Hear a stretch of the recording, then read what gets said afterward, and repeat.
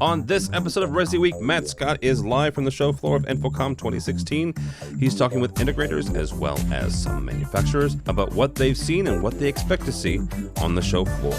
All that and more next on ResiWeek. The network for the AV industry. What are you listening to? This is AV. This is AVNation. This is AVNation. This is ResiWeek, episode 19, recorded Wednesday, June 8th, 2016. Live from InfoComm 2016. ResiWeek is brought to you by our fine group of underwriters, companies like Middle Atlantic.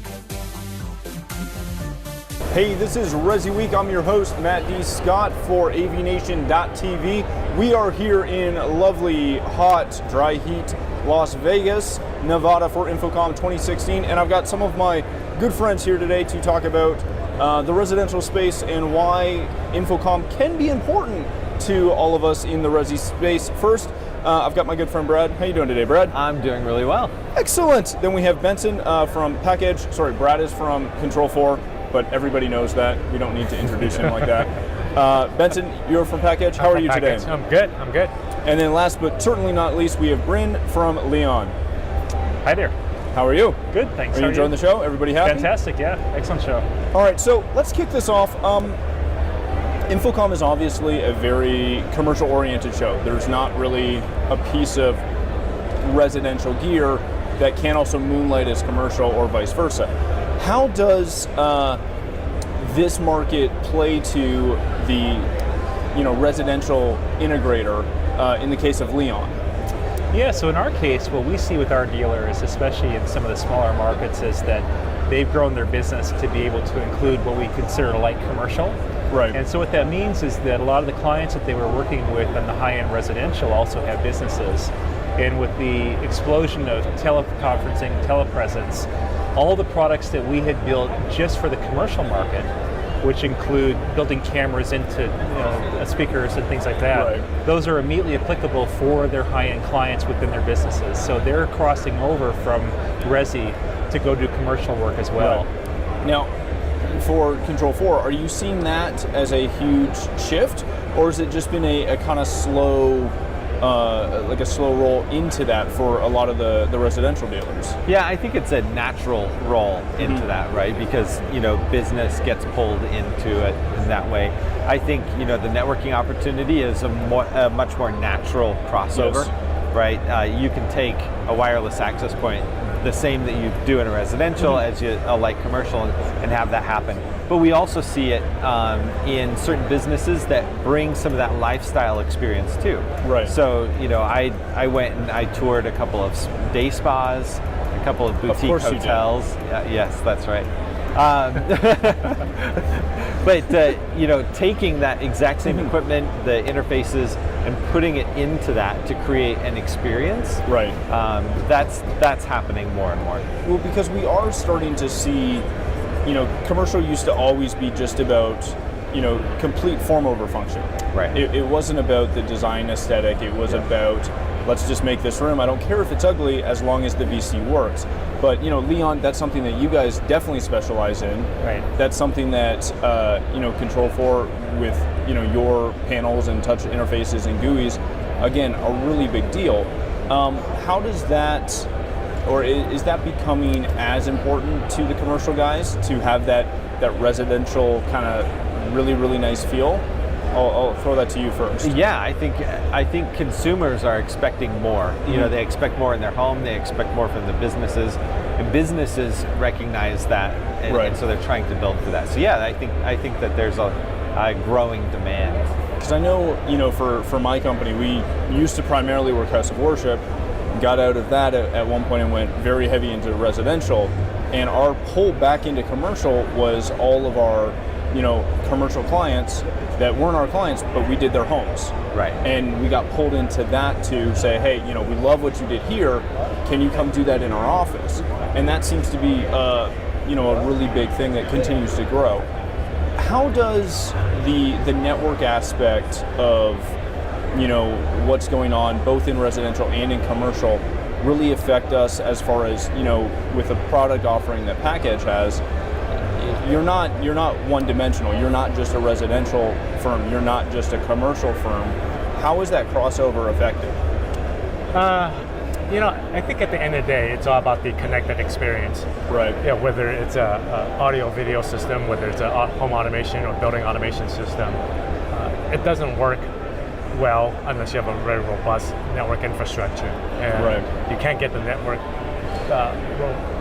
infrastructure to work well if you don't know how to set it up correctly. And this is where we spend a lot of time designing the interfaces, but also designing how integrators use them, whether it's in the residential applications or the commercial applications. And a lot of times what we find is the residential applications in terms of usability really pulls and drives how it pulls through into the commercial side. So for a long time, the commercial integrators, they were struggling at networking. It was the domain of the IT guys. And so as more and more of the applications go IP, a lot more of the integrators, commercial AV integrators, get more involved. But that's where some of the things that we did on the residential side really pulls through. The concepts of usability, the concepts of simplification. Those are leading edge things that we put into the commercial side. They say, wow, this is great. I don't have to be an IT guy to understand this. Right. And so in some ways, the residential is leading edge for commercial in terms of usability, right, which is kind of an unusual thing to say. Isn't that to that point? We saw a huge shift over when AirPlay and Apple TV and all these products came into the residential space, where you had that in the house, and again, the commercial client said, well, why can't it be that easy at home? Right. Bryn, what do you think has driven that and continues to drive that kind of residential influence in the commercial space? Well, like you mentioned earlier, I think the maybe traditional notion of commercial sound was always, quick and dirty, get in, get out, do it at the lowest price. And I think just as we've seen residential projects really elevate in terms of their aesthetic detail, that's happening on the commercial side too. Within Leon's business, historically, it was always about soundbar and performance audio, but much of the bulk of the growth has been more on the media decor division of our company, where we basically seek to wrap technology. So the idea of putting a display on a wall and finding ways to wrap wooden borders around it, to dress it up, to make it so it's actually a much more aesthetically appropriate thing. We see that happening all throughout the commercial world right now. We also see a drive toward just better sound quality, less acceptance of lowest cost denominator approaches. And I think it's just a maturation of the industry. Well, and doesn't that kind of blend out of the fact that so often in commercial spaces, and especially in that light commercial space, for so long there were people that were putting just a basic residential panel on a wall and trying to make that function, which is great to throw image to it. But once you start to add, video conferencing or audio conferencing, that just doesn't seem to apply. From the control standpoint, is that the same kind of thing? No. You're just gonna look at me? Yeah. I'm not quite sure. I need to think about that. You just want to say no? I just want to say no. That's so helpful because that's all people want to hear is a one-line answer. It makes just thinking about your flight you're missing. It makes for very interesting television and radio, right? Yeah, it does. To have the really short ones. No. No, I think that you think about things like the iPhone. It changed the way or what we expect from a phone. Right. And the same thing happens in residential and in commercial. And you just want higher functioning, better performing, better looking devices all the way around. To kind of shift topics and kind of flip, because we've really just talked about how the residential side can morph into the commercial. Do you guys, especially at a show like this, do you see either products or applications from the commercial side that are bleeding into residential? So this wasn't for you. Oh, sorry. Sorry, this is day 2. We've been here for a while, so now we're having fun. No, go ahead. It is a lot of fun. So this actually coming now that package is a part of Control 4, I think one of the things that is influencing residential, and this is coming from like the enterprise IT world, right, going in and helping residential dealers be more efficient, be more effective in supporting and helping their customers. Right. So there are approaches to delivering the network specifically, but that can expand to the control system as well. Right. Remote management, monitoring, all of those approaches that the enterprise has demanded. Now some of the residential dealers can take those tools and apply the same approach. That helps them scale their business, that helps them deliver a much more robust and reliable product for their customers as well. So using tools, remote management tools to pull that together, that's one of the ways that commercial's really influencing residential. Well, because Benson, we are past that point where you can, you can't consider installing a proper residential system without essentially an enterprise-grade network to support it, correct? I think we're at that point where people are starting to understand. I think as more and more people stream, for example, at our house we don't have regular TV channels. We stream everything. Right. My daughter's idea of research is Google. Right? So when the network goes down, I hear about it, no matter where I'm here or whether I'm at home or at work. So there's a whole expectation now that we need to be fully connected and needs to be just as reliable as the enterprise level network. So that's what's changed people's ideas. But if you look at it even as recent as a couple of years ago, people put up with bad Wi-Fi at home. But you would have that at the workplace. You would expect to be fully connected all the time. But you come home, I can't get a good signal in the bedroom. Oh, that's okay, that's acceptable. But now the idea of good experience has morphed. I should be able to play music in this room. I should be able to watch TV in this room. I should be able to go outside, and it should be very seamless. So that's how people are thinking about it. Now, how we accomplish that is through a better grade of equipment. Integrators need to take some of the best practices from the commercial integrators in terms of installing and sizing and designing the networks. But then there's tools like what Brad was talking about, the remote management, being able to service those networks, because reliability and uptime are just as important now for the residential as it is in the commercial. And the past commercial was mission critical. Right. But, if you don't think it's mission critical at the home, just have the network go down. I would love it if you could tell most of my clients that when their TV goes down, it is not mission critical. Because they always call us as if it is. Exactly. And I think that's what's changed, is people's sense of importance of that network and how much they rely on it. So we almost call it the fourth utility. I mean, it's pervasive in our lives. Very nice. Now, just to sort of shift talk a bit, from an audio standpoint,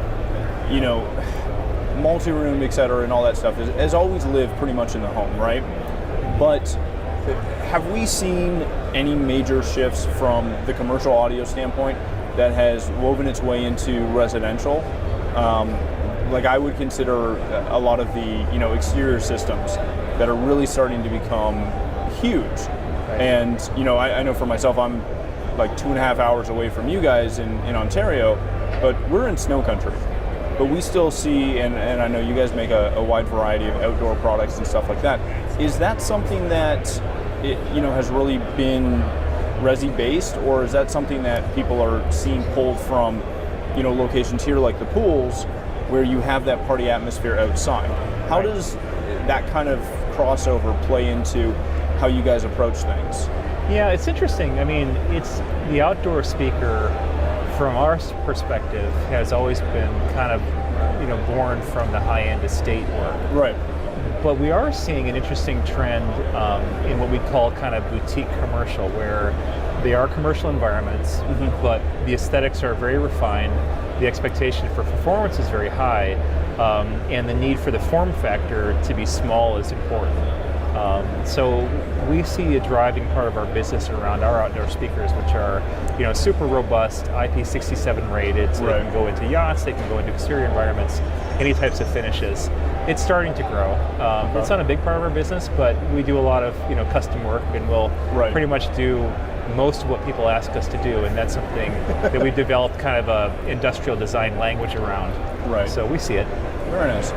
So to wrap up, I know we've all got schedules to keep, and I know you guys are all in your booths working. But what have you seen at the show that's impressed you or surprised you? I'll start with you because you're closest. Are you ready? No, I need start on the end. Okay, well, it's like going dinner last night. Yeah. Okay. It's like start with him first. Wow. He is. Yeah. I'm sorry. Again, normally it's Brad. So we'll start with you. Yeah. So I'm an old school integrator controls commercial guy, and I really dig display technology. So one thing I always like to check out when I come to the show is what is the latest and greatest in terms of large format, high resolution digital display.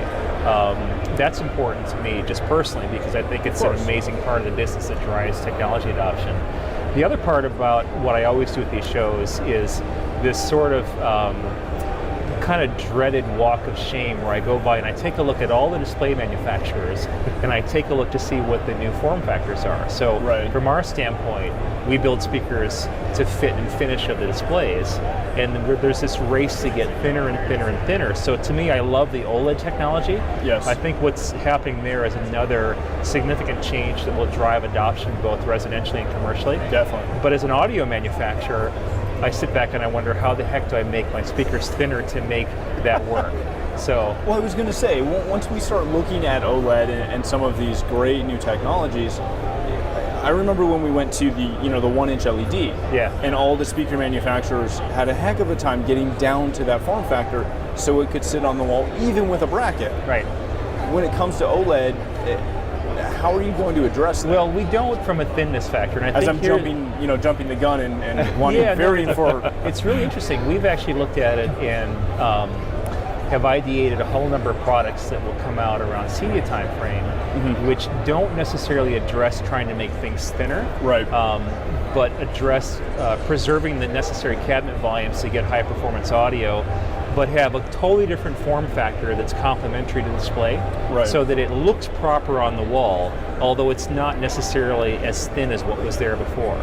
So we're excited for it because from our standpoint, as long as consumers change their displays, that drives our business. Yes. So that's fantastic.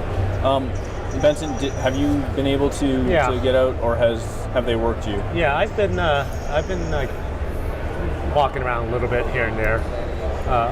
Remember not too long ago, there was this whole talk about AV-IT convergence. Right. Well, that's pretty much over. What you're seeing, if you haven't seen already, everything's IP enabled. But what I'm seeing is the beginnings of what we call hyper-convergence. So there's an IoT pavilion here, right? So hyper-convergence is AV, IT, security, automation, IoT, and more importantly, managed services, cloud managed services. Netflix, for example, things are delivered. So I'm seeing a lot of that now, and that the IoT was just the latest thing, but I think the IoT is driving through a lot of interest. And in fact, I think with what's happening with even the standard traditional AV, they're going to adopt some of that IoT type capabilities. Now, is it still something though, as that adoption changes and moves towards that IoT and the hyperconvergence? How big of a deal is security going to be for that? Oh, it's huge, I think. and is it build a wall huge? It's scary huge. It's scary huge because it's right now a lot of the IoT device manufacturers they're not very secure. They don't think about security now that much, and even putting it into their systems is probably not that robust. But those are opportunities for hackers to come in and take over. So what's going to be a barrier for further adoption, especially in the enterprise space, where they have machine-to-machine integration or Internet of Everything, is they need to have much more robust security. But as they integrate into the network and the network systems, these systems need to recognize what's true IoT traffic and what's malicious Right. IoT traffic, Right. because you can't tell. But some of these IoT devices get put into whether it's a residential network or commercial network. Maybe the whole access controls are not in place. Maybe there's no policies in place to define what's acceptable to put into that network and what's not. Right. And so it's kind of like the BYOD, bring your own device revolution in the workplace a few years ago. It's going to cause a lot of headaches till we get it right. Yeah, and I don't think there's a right or wrong answer for it yet. I think people need to start thinking about it and planning around it. But it is critical. It is happening now. Right. Very nice. And Brad, anything you see, anything you tried to buy? What have you guys been up to? Yeah, you asked for some news on I acquisitions. did. Yeah, what'd you buy? Yeah, no, we Did you didn't. buy No? No, Okay. not yet. You still we're got a day and a half. You'll be fine. Yeah, that's true. That's true. No, we're very happy with the package acquisition. Right. It's going really well. For me, one of the things that surprised me, we held a training session this morning. It was a legitimate training session, and I was shocked. When the majority of the room said, "Yeah, we have a basic understanding of networking." Right, and That's as a big Benson shift. said, it is a big shift. Yeah. And as Benson said, the convergence is here, right? There's no debate that that's happening now. Right. But we still have a lot of education and sophistication that needs to happen within integrators across the gamut. And I think that's something that we all need to embrace, and manufacturers and industry groups are trying to address it, but there's a lot ahead of us. And it's really something where, unlike some of the other disciplines where, not to say you don't have to be technical, but you can wing it a little bit easier at times. Networking's not one of those things. No, it's not. I think early on you could. Yes. Yes. When Not anymore. Not anymore. But when you were connecting basically your computer, maybe your laptop, that was fine. But now you've got your Apple TV, your television, all of that is being connected. And your Sonos box, all of those things add a lot of that a hint? complexities. What's that? Was that a hint? No, that's not a hint. No hints. We're going to get in so much trouble, aren't we? I'm never going to let us interview again. All right. Well, thank you, gentlemen, so much for coming on the show. Yeah, thank you. Brent, where can people find you online? Where can they find your company? Yeah, so a couple different websites. So leoncommercialsound.com. Okay. And that's going to show all the Leon products that are formulated for commercial, the telepresence work that we do. And then leonspeakers.com. Perfect. Benson, yourself? They can find us online at package.com, www.pakedge.com. Beautiful. And of course, And Brad. then of course, control4.com. /acquisitions. Yes, Yes. that's right. Submit your applications. There you go. There you go. And last but not least, and of course, thank you all for being here, taking time out of your schedule. Last but not least, please follow AVNation.tv. You can find this show as well as many others and all of our coverage here from InfoComm 2016. I've been doing that all week. But again, thank you so much for watching. Have a good week.